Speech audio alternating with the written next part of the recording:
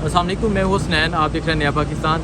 इस वक्त मैं बनी गाला में मौजूद हूं। आप जैसा कि पीछे देख सकते हैं, ये बनी गाला की एंट्री है जहां से तमाम MNAs, तमाम सेनेटर अंदर पाकिस्तान तहरीक इंसाफ के साबिक़ा MNAs अंदर पहुंच चुके हैं।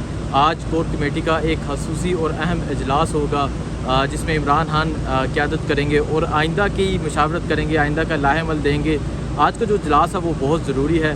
तमाम मीडिया भी पहुंच चुका है, मीडिया तमाम कवरेज करेगा, और मैं ये बताता चलूँ कि जैसा कि रात को खबरें चल रही थी कि इमरान खान की जान को खतरा है, तो यहाँ की सिक्योरिटी जो है वो भी काफ़ी सख्त है।